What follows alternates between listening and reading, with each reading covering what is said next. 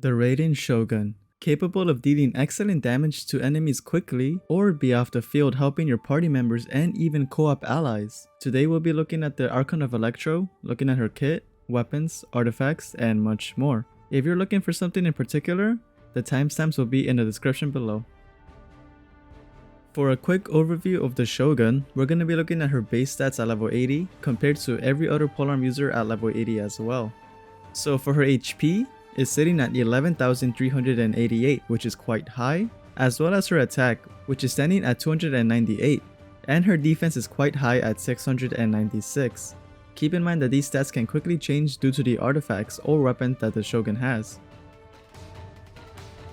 To get the Shogun to a Phase Ascension 5, which is the Phase Ascension we're going to be working with, you're going to need 1 Amethyst Silver, 9 fragments, and 9 chunks. You're also going to need 18 old handguards, 30 Kaugyochi handguards, and 12 Fame handguards. You're also going to need 108 Amaku fruit, which can only be found in a Serai island. And for the boss materials, you're going to need 26 storm beads, which is obtainable by killing the thunder manifestation.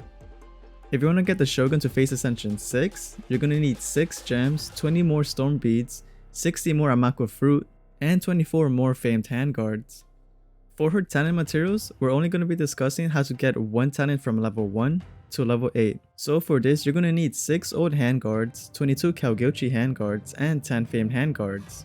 You're also going to need light books, which is obtained in the Vital Court on Wednesdays, Saturdays, and Sundays. You're going to need 3 teachings, 21 guides, and 10 philosophies. And the final item required is 2 Molten Moments, which is obtained by defeating the weekly boss in the Tenshukaku domain. This will cost you 502,500 Mora. This is the requirement for 2 talents to level 8, and this is for 3 talents to level 8. The Shogun's normal attack, Origin, has a moderate 5-hit combo. Here is her attacks in 4 different angles.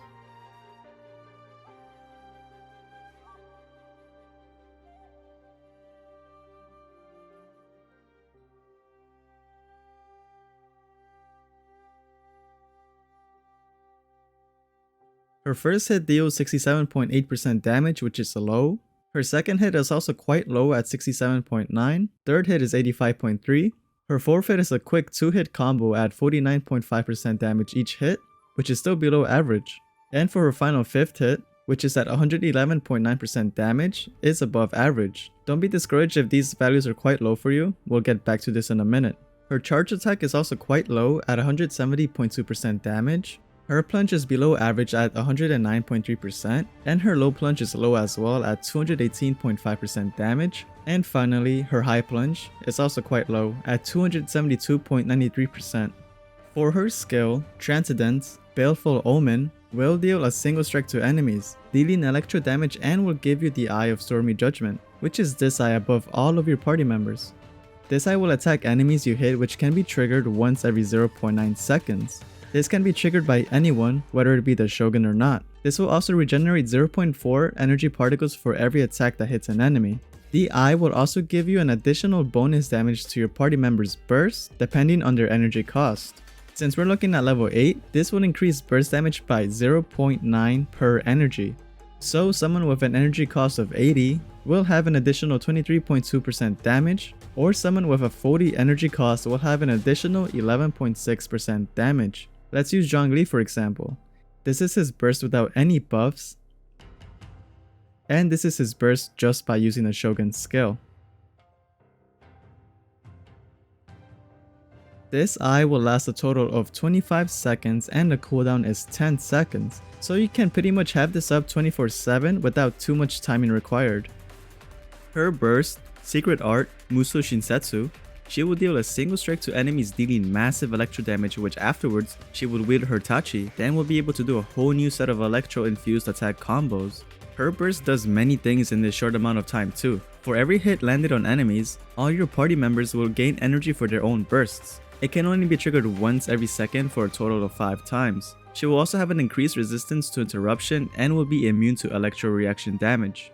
Now, this entire time you have been seeing this ring of tiny purple rocks, this is relevant to her burst, and it's called Chakra Desiderata, and the rocks lit up are the resolve stacks. This has 2 ways of charging up. One is collecting elemental particles if you have her past the first ascension.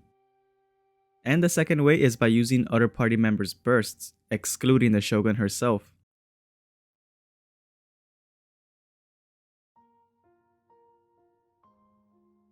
Other party members' bursts will fill up her ring differently because it depends how much their burst costs. A character who has a burst that costs 80 energy will fill it up faster than one that costs 40. The max stacks you can have is 60, and using bursts will only fill up 0.19% of energy used up at level 8. Obviously, the more stacks that she has active, the more damage her burst will do. This is her burst without any resolve stacks. And this is with all 60 resolve stacks active. The burst itself has a very short duration at 7 seconds, and the only way you can tell that it's active is by paying attention to your surroundings, since everything will be darker when her burst is active. The cooldown is 18 seconds and the cost is extremely high at 90. Honestly, you won't really feel it since she will benefit heavily from energy recharge, which we will go over later in the artifacts section. For her first passive talent, which is Unnumbered, unlocked after the first ascension, when nearby party members gain elemental orbs or particles, Chakra Desiderata gains 2 resolve stacks. This effect can only occur once every 3 seconds. Her second passive talent, unlocked after the 4th ascension, Enlightened One, each 1% above 100% energy recharge that the Raiden Shogun possesses grants her 0.6 greater energy restoration from Musou Ishin and 0.4% electro damage bonus. And for her third passive talent, All Preserver, more expended when ascending swords and polearms is decreased by 50%. For talent priorities, we're just going to discuss the most recommended talents to level up first, or what to not worry about too much. So the first talent that's highly recommended by everyone who knows what they're doing is her burst. Her burst is what causes the most damage, and you can boost the damage even further with energy recharge. Although her energy cost is very high, you really wouldn't feel it if you dedicate a large portion of energy recharge since it will benefit her in multiple ways.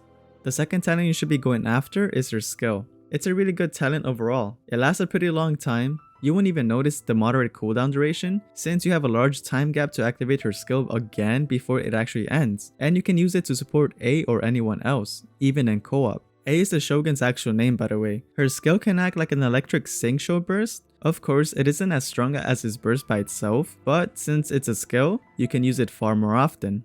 And for the third, we have the normal attack. Honestly, don't bother leveling this up. Her attack combo is kinda low in damage, and most of her damage comes from her burst and the energy recharge as seen as in one of her passive talents. So for A's first constellation, Ominous Inscription, Chakra Desiderata will gather resolve even faster. When electro characters use their elemental bursts, the resolve gain is increased by 80%. When characters of other elemental types use their elemental bursts, the resolve gain is increased by 20%. For her second constellation, Steelbreaker, while using Muso no Hitutachi and in the Musou Ishin state applied by the secret art, Musou Shinsetsu, the Raiden Shogun's attack ignores 60% of opponent's defense. This basically means use your burst, and 60% of opponent's defense is gone. Of course, this makes it very controversial. A lot of people debate if you really need this constellation to make Raiden a good DPS. Her third constellation, Shinkake Bygones, just increases her burst level by 3 and makes the max level be 15. And for the fourth constellation, when the Musou Ishin state applied by her burst expires, all nearby party members, excluding the Raiden Shogun, gains 30% bonus of attack for 10 seconds.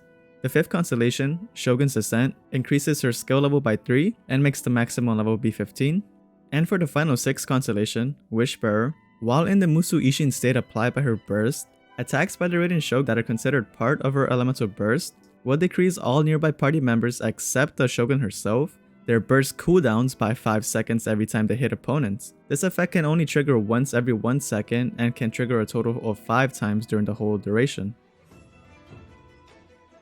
For weapons, we're going to be looking at the top 3 5-star weapons as well as the top 3 4-stars in case you don't have any of the 5 stars. All weapons discussed will be at refinement rank 1 to keep things a little bit more simple. So for the first 5-star we have is the Engulfing Lightning. The second set on this is Energy Recharge, and this will increase your attack by 28% of energy recharge over the base of 100. You can gain a maximum of 80% more attack this way, and you will gain 30% more energy recharge for 12 seconds after using your elemental burst. This weapon is perfect for A since it increases your attack along with energy recharge, which is both heavily beneficial for her. For the second weapon we have is the Skyward Spine. Its second set is also energy recharge, and this weapon will increase your crit rate by 8% and your attack speed by 12%. Hitting enemies with a normal or charge attacks has a 50% chance of triggering a vacuum blade that deals 40% of attack damage in a small area of effect. This will definitely help if you struggle a little bit on the crit rate, and it will also help you around with your energy recharge. And for the final 5-star weapon we have is the Staff of Homa. The second set on this is crit damage, and this will increase your HP by 20% and it will increase your attack by 0.8% based off your max HP. When your HP is below 50%, this attack bonus will increase by an additional 1% of max HP. Of course, this doesn't really sound like it fits A, but most other 5-star polearms don't really fit her as much. So now for the 4-star weapons. So coming in first we have the Catch. The second set on this is Energy Recharge, and this will increase your burst damage by 16% and burst crit rate by 6%. Honestly, this is such a good choice for A. Like, this is a very rare case where like there's an extremely solid 4-star weapon choice compared to a 5-star, and the Catch is just that. And you don't even have to pull for this either, you can just get this through fishing.